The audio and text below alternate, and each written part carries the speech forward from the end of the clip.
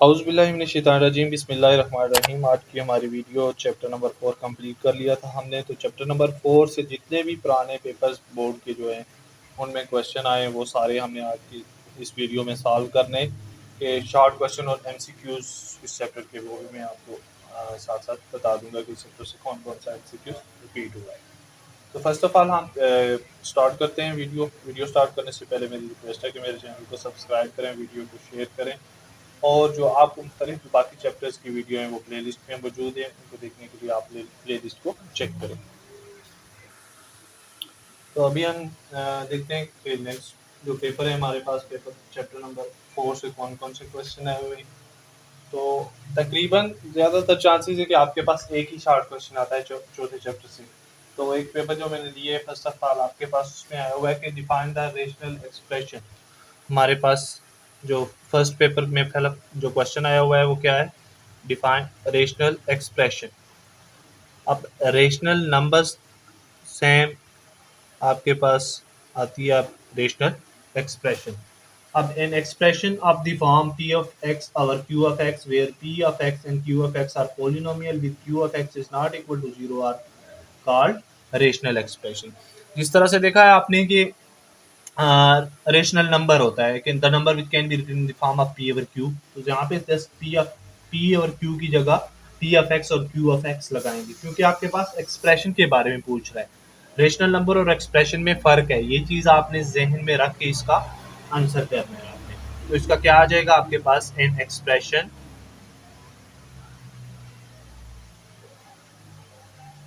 Of the form p of x over q of x। ठीक हो गया, where p of x and q of x are polynomial। p of x and q of x are polynomial और साथ में condition है with q of x is not equal to 0 is called a rational expression, is called a rational expression। ठीक हो गया। जो हमारे पास पहला क्वेश्चन आया हुआ था वो रेशनल एक्सप्रेशन के बारे में था। तो रेशनल एक्सप्रेशन को हमने लिख दिया कि in expression of form of p of x over q of x, जहाँ पे कंडीशन है कि where p of x and q of x are polynomials with q of x is not equal to 0 is called rational expression. तो इस जो paper है ये जो हमारे पास इसमें एक ही शॉर्ट क्वेश्चन यही आया हुआ है। बहुत रेयर चांसेस हैं कि चौथे चैप्टर से आपको 2 शॉर्ट क्वेश्चन डाले, जब चौथे से 2 आ जाएंगे तो पांचवें से ऑटोमेटिकली 1 हो जाएगा। लेकिन ज्यादा चांसेस यही होते हैं कि पांचवें चैप्टर से 2 शॉर्ट क्वेश्चन आते हैं और चौथे चैप्टर से एक ही शॉर्ट क्वेश्चन आपके लिए आता है। अब इसी पेपर में हम चेक कर लेते हैं कि इसमें एमसीक्यूज में क्या पूछा हुआ है। इस चैप्टर से हमारे पास जो एमसीक्यू आया हुआ है वो आपके पास क्या है, the exponential form of third root of 2 is. अब आपने इसकी एक्सपोनेंशियल फॉर्म बनानी है तो देखें यहाँ पे इंडेक्स 3 आ रहा है तो आपके पास 2 की पावर क्या बनेगी, 1/3। क्योंकि आप जब भी रूट को खत्म करते हैं तो आप एक्सपोनेंशियल फॉर्म में लेके जाते हैं तो 1 बाई इंडेक्स होता है। जितनी भी पावर आप बनाते हैं, पावर बनाते हैं वो 1 ओवर इंडेक्स। इंडेक्स 3 है तो 2 पावर 1/3। तो ये आपके पास इसका करेक्ट आंसर हो जाएगा। नेक्स्ट पेपर की तरफ जाते हैं, उसमें देखते हैं कौन सा क्वेश्चन है, उसको सॉल्व कर लेते हैं जल्दी से। नेक्स्ट पेपर में हमारे पास क्वेश्चन आया हुआ चैप्टर नंबर 4 से कि express in lowest form x plus 3 divided by x square minus 9। इसको हमने सिंपलेस्ट फॉर्म या लोएस्ट फॉर्म में इसको कन्वर्ट करना है। x plus 3 divided by x square minus 9, मैंने क्वेश्चन को रिपीट कर लिया। उसके बाद x प्लस 3 डिवाइडेड बाई, अब x square minus 9, x square minus 9 को हम लिख सकते हैं 3 का स्क्वायर। अब आपके पास फार्मूला होता है a square minus B square, किसके बराबर होता है, ए plus b into a minus B. अब ए की जगह यहाँ पे x है और b की जगह 3, तो x plus 3 into x minus 3 ये फॉर्म हो जाएगी। x प्लस 3 के साथ काट जाएगा, नॉमिनेटर में आपके पास 1 बचा, डिनोमिनेटर में आपके पास x माइनस 3। तो ये इसकी क्या होगी, लोवेस्ट फॉर्म बन जाएगी। अब इसी पेपर में, इस पेपर में भी एक ही क्वेश्चन आया हुआ है। इस पेपर में देख लेते हैं एमसीक्यूज कौन सा है। इस पेपर में हमारे पास एमसीक्यूज आया हुआ है कि square root of 3 is the. अब आपने बताना है कि रेशनल नंबर है, इरेशनल है, इंटीजर है, नन ऑफ दीज है। तो एक चीज़ मैंने आपको चैप्टर के दौरान भी बताई थी कि प्राइम नंबर का रूट हमेशा आपके पास इरेशनल नंबर होगा। तो 3 प्राइम नंबर है तो इसका रूट आ रहा है, तो आपने आंखें बंद करके क्या लगाना है, इरेशनल नंबर पे टिक लगा देना है।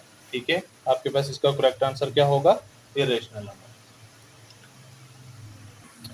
नेक्स्ट पेपर में हमारे पास क्वेश्चन आया हुआ कि define polynomial expression with an example. अब आपने पोलिनोमियल, आपके पास क्या होता है, पहले पोलिनोमियल को डिफाइन करना है। आप polynomial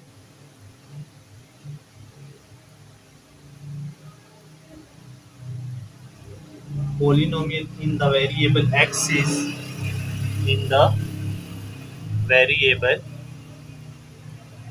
x is the sum of terms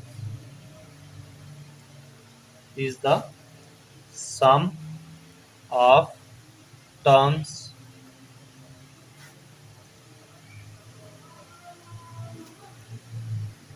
which are of the form which are of the form। अब फॉर्म क्या होती है इनकी, a x पावर n, जहां पे आपके पास where a is a coefficient of xn, where a is a coefficient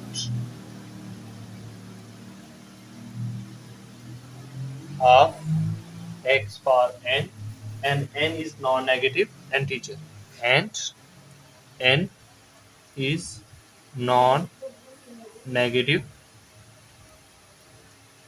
integers। अब आपके पास पोलिनोमियल को लिखते कैसे हैं आप, पोलिनोमियल के लिए मैं आपको साथ में हम ये भी बता देते हैं, a n x power n plus a n minus one x power n minus one plus up to so on a two x two plus a x और साथ में प्लस ए ज़ीरो। ये आपके पास फॉर्म बन गई।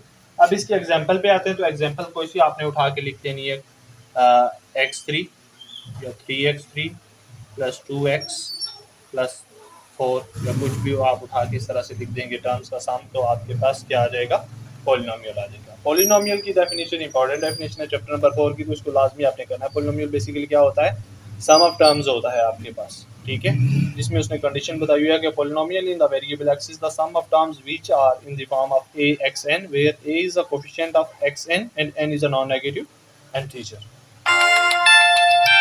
अब इस पेपर में आपके पास जो एमसीक्यूज आया हुआ है वो है कि द डिग्री ऑफ एक्सप्रेशन, आपके पास एक्सप्रेशन दी हुई है 4x³ y³ z² divided by xz की डिग्री कितनी होती है। डिग्री आपने ये बेसिकली याद रखना है कि जो आपके पास जितनी भी वेरिएबल्स आ रहे हैं उनकी पावर्स, आपके पास जो टोटल पावर आ रही है वो आपके पास उस एक्सप्रेशन की डिग्री होती है।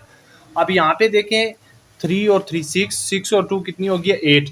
जबकि दो नंबर्स डिवाइड हो रहे हैं तो डिवीजन में आप पावर माइनस हो जाती है, 8 1 और 1 2 हो जाएगी, 8 में से 2 माइनस कर देंगे तो बाकी कितना बचेगा, 6।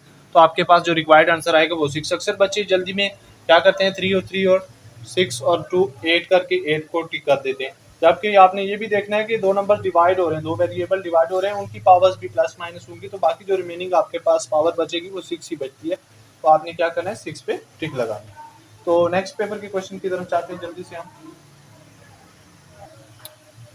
नेक्स्ट पेपर में हमारे पास क्वेश्चन आया हुआ है कि simplify 2 divided by x square minus 9 multiplied by x minus 3 divided by x.